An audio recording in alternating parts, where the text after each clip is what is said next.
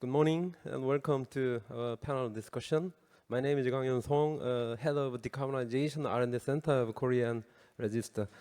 The main topic of this panel discussion is green fuel and green equipment. As already addressed by Mr. Son, the reduction of carbon cost is now the top priority of all the shipbuilding and ship owner. So to reduce the carbon cost, there are two ways. The first way is, without question, the fuel transition, and another way is to improve the energy efficiency. So for these two ways are very well addressed by all the presentations. So thank you very much for your excellent presentation. Okay, I'd like to give my first question to Mr. Onishi from Mitsui O.S.K. Lines. Thank you for your very clear and insightful presentation about the WAFs. Thank you very much. I've learned many things from your presentation. Okay, the 15 to 20% fuel saving is very remarkable. And if you don't mind, I'd like to start with the business aspect of WAFs. So if the owner installed these WAFs on his LNG carrier, he can save the fuel saving first, and also he can reduce the carbon cost. So based on this, can you briefly, roughly estimate the payback time of your system? And also the effectiveness of WAFs quietly dependent on the wind condition or environmental conditions. So could you introduce the North Atlantic route? So could you recommend any other route where the WAFs works well? Yeah, thank you very much. To answer the first question, the payback period issue. This kind of device, the payback period is strongly depending on the fuel cost first. Then additionally, now also IMO and other fuel EU maritime, so it's a kind of carbon penalty cost.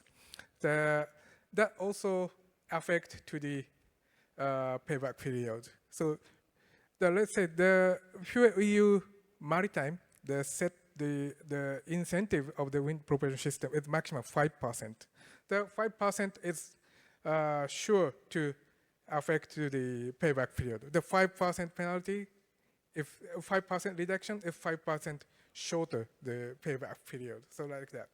So the IMO JFI is unfortunately postponed one year, but it's also affect to the payback period shorter. But actually, it's depending on the price of the equipment. So we cannot say clearly, but it's the most probably about 10 to 15%, so shorter the payback period of the equipment.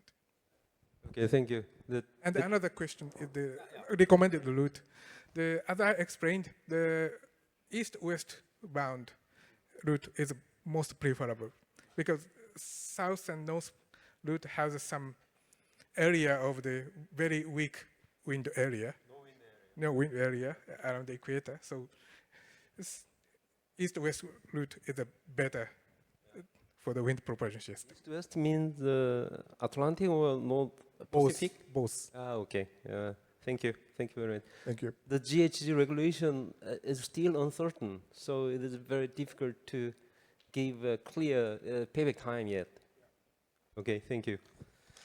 And I'd like to give next question to Mr. Yonsen from the SINTEF. Your vision of eco-friendly cruise ship makes me want to travel along the fjord of Norwegian coast. You're welcome. Yeah. Okay.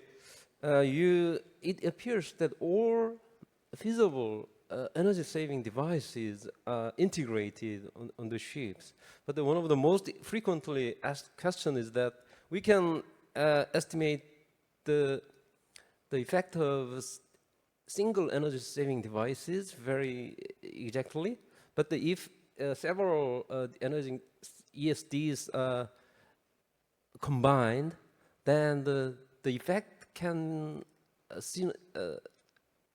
how can I say, synergize or diminish each other? Is there just a linear sum is enough, or is there some non-linear coupling effect? Yeah, there is. Of course, if you add up all the potentials of all the ESDs, you would suddenly have a ship that generates energy. So it's not like you can just add them all up and get 17% from the sails and 10% from the air lubrication and 10% from the propulsion systems. So some of these are very interlinked, like everything related to the hydrodynamic properties, such as the propulsion system is affected by the air lubrication. Air lubrication can reduce the efficiency of the propeller. The sails are impacting what is an optimal hull shape. So you want maybe not the, let's say, you don't want maybe the most slender hull shape in case you have sails because of stability and so on.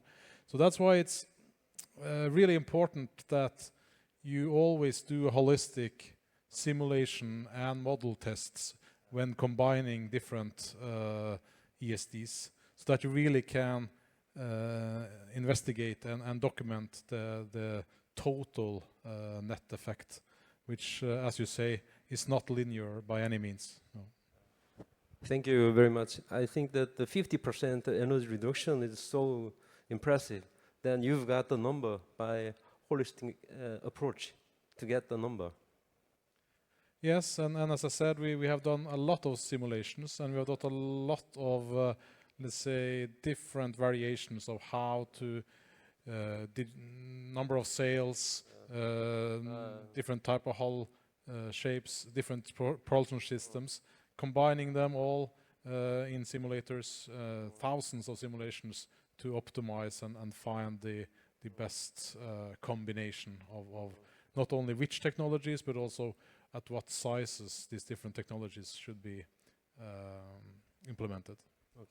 You must have very smart computation. We have supercomputers. Yes. Okay, thank you. And I'd like to give a question to Mr. Han from Skovgaard Energy. One of the most important challenges for the decarbonization of green shipping is not only technology, but also how to secure enough green fuel. In this regard, the green fuel production project is already encouraging the shipping industry. Thank you very much. I think that it is a pilot project. So you introduced that the production capacity is about 6,000 tons a year. So it is still very limited for the shipping industry's demand. So do you have any plan to scale up the production, and also can you secure enough renewable energy to produce the green ammonia? Yes, in short, yes, we can. So I would say the challenge is the market. So what are you guys willing to pay, right? That's the challenge. So how much is the cost of carbon? We don't know. It will come eventually. But yes, we can scale up. We have made this, I don't call it a pilot, it's a demonstration. It's 10 megawatt, it's semi-industrial. All the learnings we have made, we will get. We're ready to scale it up to 100 times the size easily. And renewable power is not a problem, not in the area where we are. It's the market conditions. Money It's make the scale up. Yes. Demand and It's the willingness to pay for green fuel yeah. that makes it possible to scale up. So it depends on the shipping industry or all other industry. Or other industries, yes. It could be agriculture, right? It could be chemicals, fuel, yes. Okay, thank you. 다음은 그 손영찬 기술원장님께 질문드리도록 하겠습니다. 모시기가 굉장히 어려우신 이제 분인데 이렇게 소중한 시간 내주셔서 감사합니다. 오늘 그 암모니아 가스터빈에 대해서 소개를 해주셨는데 상당히 지금 보통 이제 shipping 인더스트리에서는 굉장히 혁신적인 이제 기술로 생각이 되는데 오늘 아주 굉장히 이제 이해하기 쉽게 이렇게 설명해 주셔서 대단히 감사합니다. 근데 방금 소개해 주신 것처럼 그 암모니아 가스터빈은 굉장히 컴팩트한 데 비해서 큰 출력을 낼 수 있다는 장점이 있고 또 100% 연소되고 안전하고 여러 가지 장점이 있는 반면에 또 여러분들께서는 또 효율 측면에서 좀 낮은 게 아니냐 또 이런 좀 우려를 하고 있습니다. 그 또 하나 질문은 이런 새로운 어떤 시스템이 이제 선박에 적용이 되기 위해서는 IMO 규제라든지 또 아약스 규칙이라든지 이런 룰 개발, 레귤러터리 프레임워크가 또 같이 가야 되는 이런 부분이 있는데 이런 부분은 어떻게 좀 추진하실 계획인지 고견 부탁드립니다.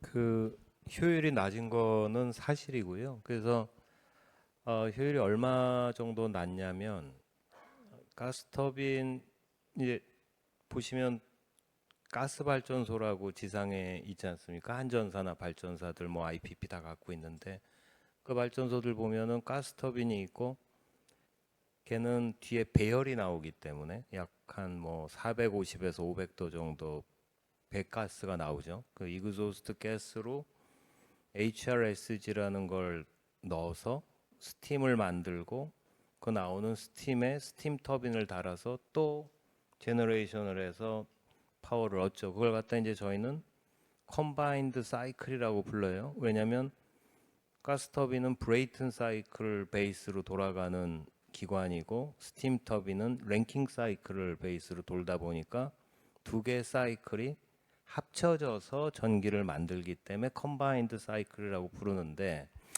그래서 뭐 CCPP, 뭐 CCGT 이런 식으로 약어로 부릅니다. 배도 똑같이 가스터빈만 쓰지 않고 컴바인드 사이클로 돌려요. 그래야만 그 내연기관에 버금가는 효율이 나옵니다. 현재 저희가 보기에는 컴바인드로 돌리면 4스트로크 중속 엔진보다 효율이 2% 정도 높고 2스트로크 그 MEGI 엔진 대비 약 1.8% 정도 효율이 낮습니다. 그렇게 돌려도. 근데 그거는 그 사실은 그렇게 해서 얘를 집어넣음으로써 줄어드는 이 풋프린트를 카고 쪽에 볼륨을 더 많이 키울 수 있기 때문에 선주 입장에서는 카고에 대한 핸들링 캐패시티를 키움으로 해서 이코노믹 측면에서 되레 더 이 베네핏을 얻을 수 있는 방향으로 지금 디자인을 하려고 하고 있고 이 가스터빈 자체의 효율을 높이는 방법이 있는데 그러기에는 아직은 이 해운 시장 자체의 볼륨이 너무 작고 성숙돼 있지 않다. 예를 들어 지상 발전 같은 거는 보시면은 신문지상에 보시면 뭐 F 클래스, H 클래스, G 클래스라는 터미놀로지 써가면서 계속 신형 터빈을 개발합니다. 그들이. 근데 그렇게 개발하는 거는 효율 싸움이기 때문에 그런 거고요. 그 효율이라는 거는 터빈으로 들어가는 가스 템퍼리처를 올리는 방향으로 개발을 하는 거기 때문에 그 온도가 높아지면 무조건 효율은 올라가니까 그렇게 갑니다. 근데 그거에 개발비를 갖다가 넣고 테스트를 해서 이걸 리턴 받기까지 지금 시장에서 볼륨이 받아내야 되는데 아직은 초기 단계라 가스터빈 자체의 효율을 근원적으로 올리는 거는 작업에 들어가지 못할 것 같고 그게 불가능하냐 하면 불가능하지 않습니다. 그런 식으로 지상 발전처럼 올릴 수는 있다. 그래서 에너지 덴시티가 거의 뭐 탑노치에 있는 기관으로 카고 볼륨을 키워서 더군다나 LNG 캐리어 같은 경우 또는 에너지 기타 캐리어 같은 경우에 얘가 굉장히 도움이 될 거예요. 지금 174K로 실어 나르는 LNG가 200K 이상 바로 늘어날 수 있는 룸을 가져다 주고 동일한 홀 사이즈에서 그렇습니다. 그래서 그러니까 사용하는 연료량을 동일하게 쓰는데도 불구하고 내가 실어다 주는 LNG 양이 늘어난다 그러면 이거를 1년에 예를 들어 12항차 정도 뛰고 나면 그걸 돈으로 환산해서 프로핏 계산을 해보면 훨씬 높아지거든요. 그러면 사실은 차터러 입장에서는 이쪽으로 더 시선이 갈 수밖에 없는 구조고, 지금도 현재 뭐 버퍼 탱크 같은 거 아니면 데크에다가 별도 탱크 설치해가지고 타입 B로 조금 더 LNG를 실어 나르자는 지금 니즈들도 있는 상황이기 때문에 저희는 그쪽으로 지금 시장을 보고 있습니다. 감사합니다. 아, 네, 감사합니다. 하나 굉장히 큰 관점이 장점이 또 하나 있었네요. 컴팩트하게 하면서 카고의 용량을 올릴 수 있다는 거, 선사들이 가장 이제 선호하는 이제 그런 장점인 것 같습니다. 네, 감사합니다. 사실 because of time is very permitted, we will not open the floor for questions. Sorry, I'd like to excuse about that. And I will come back to Mr. Onishi. As for WAPs, I think that many ship owners try to install these WAPs, but at the same time they are a little bit reluctant or hesitating because it is very expensive. So I recommend the technical provider that don't exaggerate the figure, but instead of that, give them the proven or verification data. So I believe that the verification of WAPs, how much fuel consumption, actual fuel consumption is very important. In this regard, you show the initial stage, you verify the calculation based with the wind matrix, and then you verify by a measurement base. So could you explain how to verify the actual fuel consumption in more detail? Yeah, thank you very much. That point is very good point to calculate the effect of the fuel saving of the WAPs. We mainly use the wind force matrix to calculate the fuel saving, but only wind force matrix is cannot be calculated the effect of the wind power, the thrust, because the wind force matrix is only the single performance of the sail. The WAPs on the vessel has some other interference, like the wind is not stable, and the interference of the ship's structure. If we put the multiple sail, the sail-to-sail interference also happen. So our first and second vessel, to verify that the effect, our first and second vessel to the performance check with some kind of interference. We call that sail effect coefficient, something like that. We calculate that, then we apply that coefficient to the calculation. So our calculation method, the verified value register, is that point is already taken into consideration. Okay, thank you. I'd like to invite you for a lecture. Thank you very much. Okay, thank you very Wait. much. Yeah, thank you. I'd like to give a question to Mr. Jonsen. You introduced very eco-friendly, wonderful cruise ships, and it is battery power ships. Yeah, but the battery powered ship, as far as I understand, has a very limited range. So to extend the range, maybe we can choose the hybrid system with the battery and fuel cell using hydrogen like that. So could you introduce the pro and con between the pure battery ships and also the hybrid system? I think the pure battery ship, you have planned to establishment several charging infrastructure. Also, it looks like very expensive. So could you? Yeah, thank you. Yeah, of course, we have discussed a lot about what type of power system configuration to have on board the vessel. But in the end, it's about the fuel costs. And as long as you are able to operate fully electric, there is no better way in terms of cost.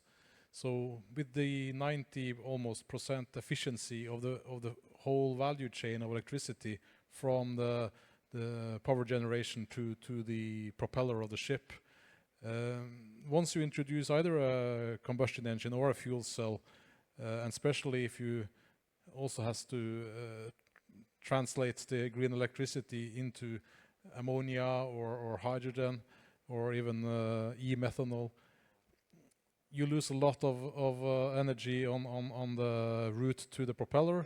You end up with, let's say, 30% left of the energy on the propeller. So the efficiency of the electric system is unbeatable, and that's why you also see electric cars taking over the market.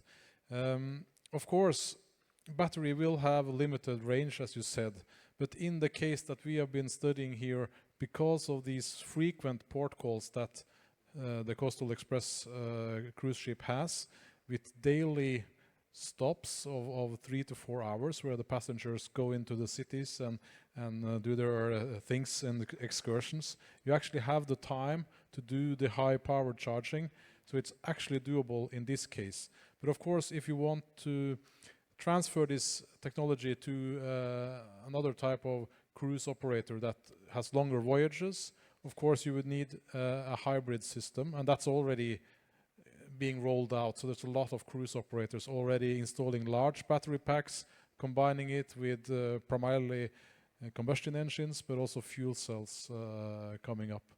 So you will have both. Thank you very much. Thank you. Very clear explanation. Thank you. And the Korea have to learn the experience from your side. That's what we are collaborating now. As I said, we are collaborating with Hyundai. I did the same presentation to them, and we will collaborate with them on these topics. Okay, thank you. And I'd like to give question to Mr. Han. I think that the production of green fuel is important, and at the same time, the certification of green fuel is also very important. So, if the green fuel is produced by 100% renewable energy, I think that there is no issue. But maybe the green ammonia can be produced by mixed energy, like some maybe 70% from the power plant using a fossil fuel. Another 30%, another 30% may come from the renewable energy, like that. Now, how to certify this green ammonia, green fuel? Yes, I would say, first of all, don't use fossil energy to produce green fuels. You cannot. I mean, it doesn't make sense, and economically, it doesn't make sense. I mean, you can do it in smaller scale, yes, but in a bigger scale, forget it. It's not possible. It would be too expensive. That's just in short. So certification, I mean, in Europe we have the ETS. That's what we have. The price zones inside EU, you can see how many percentage of renewable energy it comprises of. So that's what we use. In our plant, specifically, we have our own production. It's from wind and PV, so that's not an issue. But in general, you look at the TSO and say, what is the contribution of renewable energy in this price zone? That can be used.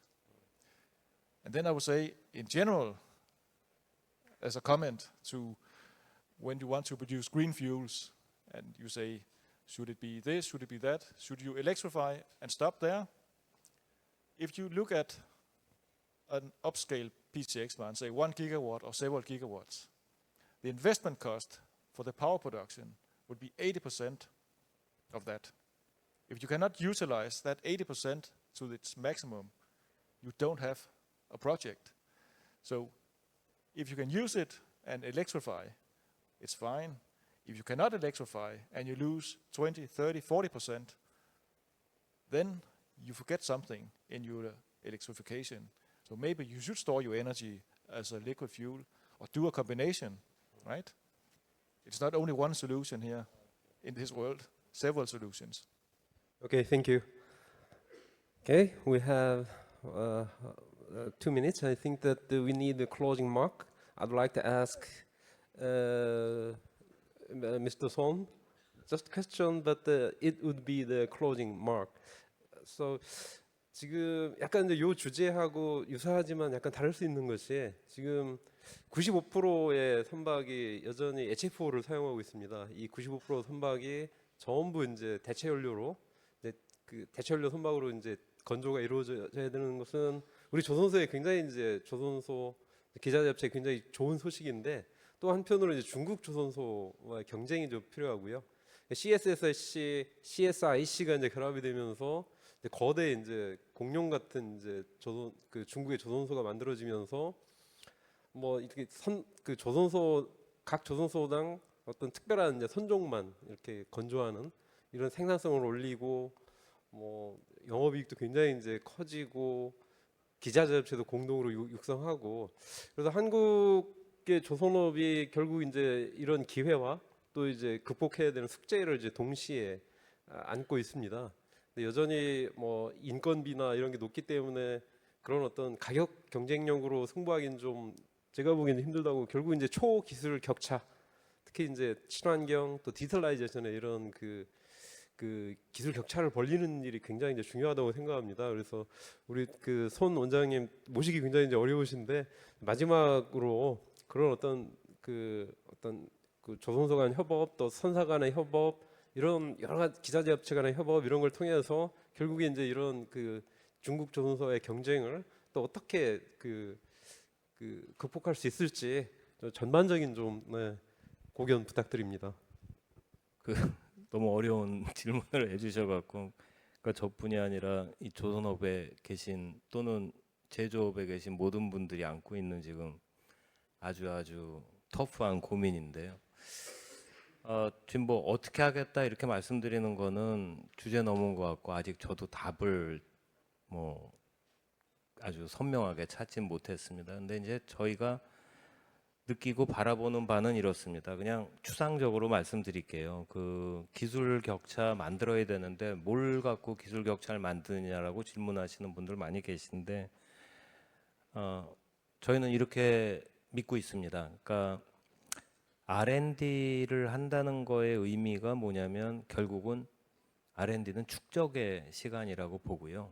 내가 기술적으로 무엇인가를 하려 그러면 뭐 쉽게들 깊이 있어야 되는 뭐 이렇게 얘기들 하는데 다 시간의 축적이라고 봅니다. 그래서 저희 조선업을 하면서 이것저것 했던 그 축적의 시간들 이제 걔를 어떻게 하면 이 고객의 밸류하고 잘 링크를 시킬 수 있겠는가?